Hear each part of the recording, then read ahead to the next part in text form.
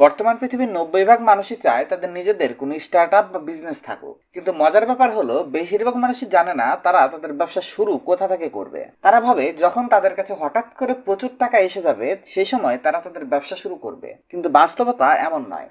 মাথায় হাত দিয়ে টাকার জন্য অপেক্ষা না করে আপনি চাইলে জিরো ইনভেস্টমেন্ট দিয়েও নিজের ব্যবসা শুরু করতে পারেন। কিভাবে করবেন জানতে চাইলে ভিডিওটি শেষ পর্যন্ত সাথে থাকুন। সাধারণত যখন একজন মানুষ নতুন একটা ব্যবসা শুরু করতে চায় তার কাছে তেমন কোনো ইনভেস্টমেন্টের মতো টাকা থাকে না। আমি কি ব্যবসা করব বা আমি কি ব্যবসা এবং চাকরি দুটো একসাথে করতে পারবো কিনা, এই সমস্ত কনফিউশন তাদেরকে ঘিরে রাখে।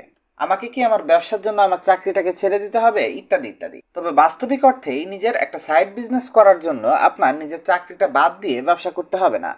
আপনি চাইলে আপনার চাকরির পাশাপাশিও নিজের ব্যবসা শুরু করতে পারবেন। শুরুতে আপনি সাপ্তাহিক ছুটি, বন্ধের দিন এবং চাকরির পরের সময়টুকুতে নিজের ব্যবসার জন্য কাজ করে যেতে পারেন। এর থেকে আপনি নিজের চাকরির মাধ্যমে নিজের দৈনন্দিন খরচগুলো উঠিয়ে নিতে পারবেন, যেমন বাসা ভাড়ার খরচ, খাবার খরচ, চিকিৎসা এবং বাচ্চাদের পড়াশোনা সহ অন্যান্য খরচ। আর অন্যদিকে ব্যবসার শুরুতে যদি আপনি আপনার ব্যবসার উপর নির্ভরশীল না হয়ে আপনার ব্যবসার টাকাকে রিইনভেস্ট করতে পারেন, তবে এটা আপনার ব্যবসাকে খুব দ্রুত গ্রো করতে এবং বড় করতে সহায়তা করবে। ব্যবসায়িক জীবনের এক পর্যায়ে যখন আপনি আপনার ব্যবসা থেকে নিজের মাসিক বেতন নিতে পারবেন এবং তারপরও আপনার ব্যবসা বড় করার জন্য বা গ্রো করার জন্য যে অর্থের প্রয়োজন হয় সেটা আপনার ব্যবসা থেকেই আসবে, ঠিক সে সময় আপনি চাইলে আপনার চাকরিটা বাদ দিয়ে নিজের ব্যবসার উপর সম্পূর্ণরূপে নির্ভরশীল হতে পারেন। এখানে আমরা জিরো ইনভেস্টমেন্ট থেকে একটা সফল বিজনেস তৈরির 5টি ধাপ নিয়ে কথা বলবো, যে ধাপগুলো ফলো করার মাধ্যমে আপনি চাইলে একটা জিরো ইনভেস্টমেন্ট বিজনেস খুব সহজে দাঁড় করিয়ে ফেলতে পারেন। Step number 1, identify your business idea. সফল ব্যবসা তৈরি করতে একটা মজবুত আইডিয়া দরকার হয়। তাই আপনি নিজের মস্তিষ্কে একটু জোর দিয়ে দেখুন আপনি কোন আইডিয়াগুলোকে ব্যবসা করার মতো বলে মনে করছেন, যে আইডিয়াগুলো আপনাকে একটা সফল ব্যবসায়ী হিসেবে গড়ে তুলতে পারবে, যে ব্যবসার মাধ্যমে আপনি নিজেকে শতভাগ ব্যবসায়ী হিসেবে তৈরি করতে পারবেন। এমন কোন ব্যবসা আছে যে ব্যবসাটি আপনি অন্য সব মানুষদের থেকে ভালো করতে পারবেন এবং বুঝতে পারবেন। আপনার আইডিয়াগুলোকে অ্যানালাইজ করতে শুরু করুন, সেই সাথে খেয়াল রাখবেন যে আইডিয়াগুলো নিয়ে আপনি কাজ করছেন সেগুলোকে কি আসলেও সফল একটা ব্যবসায় রূপ দেওয়া সম্ভব কিনা। আপনাকে জানতে হবে আপনি যে আইডিয়া নিয়ে কাজ করতে চাচ্ছেন সেই আইডিয়ার বর্তমানের অবস্থা কি, কারা ওই ব্যবসাগুলো করছে, ওই ব্যবসাটির ডিমান্ড এবং সাপ্লাই চেইনের মধ্যে কোনো গ্যাপ আছে কি নেই, আর এই গ্যাপ আপনি কিভাবে পূরণ করতে পারবেন। এই গ্যাপ পূরণ করার জন্য কি আপনাকে কোনো প্রোডাক্ট ব্যবহার করতে হবে নাকি কোনো সার্ভিস প্রদান করতে হবে, আর এই প্রোডাক্ট বা সার্ভিস কি মানুষের জীবনে কোনো ভ্যালু অ্যাড করতে পারবে। আপনাকে এই প্রশ্নগুলো সবার আগে চিন্তা করতে হবে এবং এগুলোর উত্তর বের করতে হবে। আপনি যদি আপনার আইডিয়ার প্রশ্ন এবং উত্তর বের করতে পারেন, তাহলে আপনি যখন এই আইডিয়ার উপরে নিজের ব্যবসা দাঁড় করাতে যাবেন তখন আপনি সবচেয়ে কম সমস্যার সম্মুখীন হবেন আপনার কাজে। Stage number 2, conduct market research. শুরুতেই সবচেয়ে গুরুত্বপূর্ণ বিষয় হচ্ছে আপনি আপনার ব্যবসায়িক আইডিয়া নিয়ে মার্কেট রিসার্চ করছেন কিনা, যার মাধ্যমে আপনি খুব সহজেই মার্কেটে থাকা আপনার কম্পিটিটরদের কাজ সম্পর্কে জানতে পারবেন, যার থেকে আপনি একটা ভালো ধারণা পাবেন মার্কেট বর্তমানে কিভাবে পরিচালিত হচ্ছে এর ব্যাপারে। সেই সাথে এটাও জানতে পারবেন আপনার কম্পিটিটরদের সার্ভিস বা প্রোডাক্টে কি কি কমতি রয়েছে, আর সেই কমতিগুলো পূরণ করেই আপনি আপনার কাস্টমারদেরকে আরো উন্নত প্রোডাক্ট এবং সার্ভিস প্রোভাইড করতে পারবেন। আসলে এই বিষয়টিকে আমরা একটা সহজ উদাহরণের মাধ্যমে বুঝি। এই গল্পটা শুরু হয় ইন্ডিয়ার উড়িষ্যা শহরের একটি ছোট ছেলেকে দিয়ে, যার নাম রিতেশ আগরওয়াল, যার জন্ম হয়েছিল 1993 সালে। তিনি ক্লাস 10 পর্যন্ত নিজের শহরে লেখাপড়া করেছেন, কিন্তু তার পিতামাতার স্বপ্ন ছিল সে একজন ইঞ্জিনিয়ার হবে। এজন্য রিতেশ নিজের শহর ছেড়ে আইআইটির কোচিং করার জন্য কোটাতে চলে যান। কিন্তু সেখানে তিনি লেখাপড়াতে একটুও মনোযোগী ছিলেন না, কারণ ছোটবেলা থেকেই তার স্বপ্ন ছিল তিনি একজন উদ্যোক্তা হবেন, তিনি একজন এন্টারপ্রেনিয়র হবেন। তাই তিনি কোটা থেকে পালিয়ে আসেন দিল্লিতে, আর এখানে এসে তার ব্যবসার নতুন নতুন আইডিয়া খুঁজতে থাকেন। ব্যবসায়িক আইডিয়া খোঁজার এই যাত্রায় তিনি বহু মানুষের সেমিনারে যোগদান করেন এবং এর জন্য তাকে এক শহর থেকে অন্য শহরে ছোটাছুটি করতে হচ্ছিল। আর তার এই ট্রাভেলিং এর মধ্য দিয়ে তিনি খেয়াল করলেন যে তাকে এবং অন্যান্য মানুষদের ইমার্জেন্সিতে একটা হোটেল রুম খুঁজে বের করতে অনেক বেশি কষ্ট করতে হচ্ছে।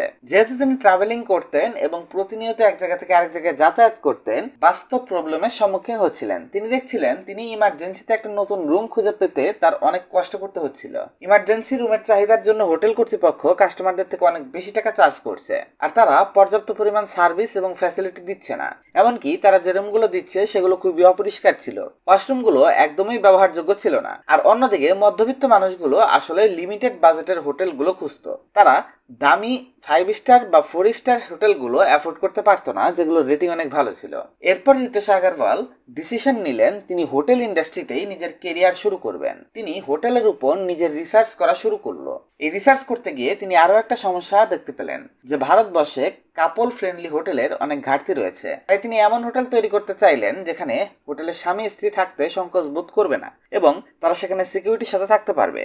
তিনি হোটেল ইন্ডাস্ট্রির সকল কমতিগুলো লিস্ট করতে শুরু করলেন এবং এরপরে তার নিজের একটা হোটেল কোম্পানি শুরু করলেন। তিনি তার কোম্পানির নাম রেখেছিলেন ওরাভল স্টেট। পরবর্তীতে তিনি 2013 সালে তার কোম্পানির নাম পরিবর্তন করে রাখলেন ওয়ো। রিতেশ হোটেল ইন্ডাস্ট্রির কমতিগুলোকে পরিপূর্ণ করতে শুরু করলেন, যা ছিল প্রতিটি কাস্টমারের চাহিদা। আর এই ব্যবসার মধ্য দিয়েই শুধুমাত্র ইন্ডিয়ান নয়, তিনি বর্তমান পৃথিবীর সবচেয়ে ইয়াংগেস্ট বিলিয়নিয়ারে পরিণত হয়েছেন। Stage number 3, create minimum viewable product and test your idea. আপনার ব্যবসায় আপনার প্রোডাক্ট কিংবা সার্ভিস আপনি যাই বিক্রি করেন না কেন, আপনার সবসময় মনে রাখতে হবে সর্বপ্রথম আপনার প্রোডাক্ট বা সার্ভিসের চার্জ খুব কম হতে হবে। হ্যাঁ, অন্যদের থেকে একদমই কম, অথবা আপনার ফ্রিতে মানুষের কাছে বিক্রি করতে হবে, যার ফলে আপনার সার্ভিস বা প্রোডাক্টের দিকে মানুষ আকর্ষিত হবে এবং এর থেকে আপনি আপনার কাস্টমারদের একটা ভালো ফিডব্যাক পেয়ে যাবেন। এর একটা সুন্দর এক্সাম্পল আমরা ভারত পের মধ্যে দেখতে পাই। শাশ্বত এবং ভাবিত যখন আশনীল গ্রোভারকে ভারত পের সিইও করার সিদ্ধান্ত নিয়েছিল, তখন পেটিএম এবং ফোন পে কাস্টমারদের থেকে প্রতি ট্রানজাকশনে 2% করে টাকা কেটে নিচ্ছিল।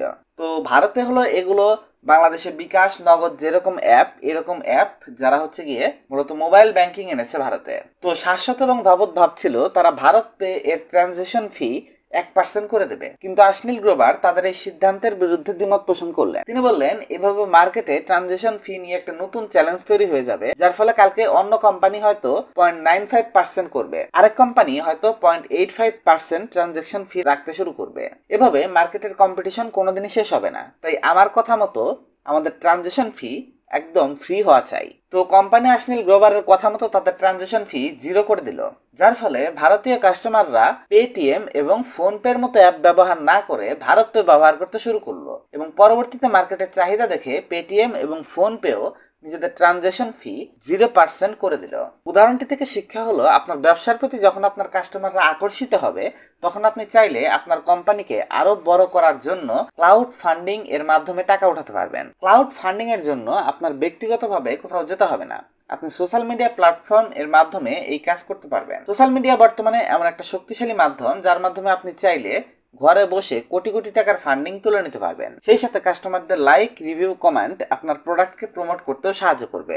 Stage number 4, create a platform and start a payment method. Social মিডিয়ার প্ল্যাটফর্ম ব্যতীত আপনি চাইলে নিজের ব্যবসার জন্য একটা ওয়েবসাইট বা একটা অ্যাপও তৈরি করতে পারেন, যার দ্বারা আপনার কাস্টমার সরাসরি আপনার কাছে আসতে পারবে এবং আপনার প্রোডাক্ট বা সার্ভিস সম্পর্কে ডিটেলসে জানতে পারবে। পুরো দুনিয়ার মানুষ এখন সারাদিন অনলাইনে পড়ে থেকে তাদের সময় দিচ্ছে, আর অনলাইন প্ল্যাটফর্মগুলোর মধ্য দিয়ে আপনি খুব সহজেই নিজেদের কাস্টমারদের দৃষ্টি আকর্ষণ করতে সক্ষম হবেন। যেখানে আপনার ব্যবসা অফলাইনে কাস্টমার তৈরি করছে, আর সাথে সাথে আপনি অনলাইন প্ল্যাটফর্মও যদি দাঁড় করান, তবে আপনার কোম্পানিকে সঠিকভাবে মানুষের সামনে উপস্থাপন করতে পারবেন। এক্ষেত্রে আপনার প্ল্যাটফর্ম থেকেও আপনি প্রচুর পরিমাণে কাস্টমার পেয়ে যাবেন। বর্তমানে বিভিন্ন বড় বড় কোম্পানিগুলো এইভাবে অনলাইনে নিজেদের প্রমোট করে কাস্টমারদের দৃষ্টি আকর্ষণ করছে।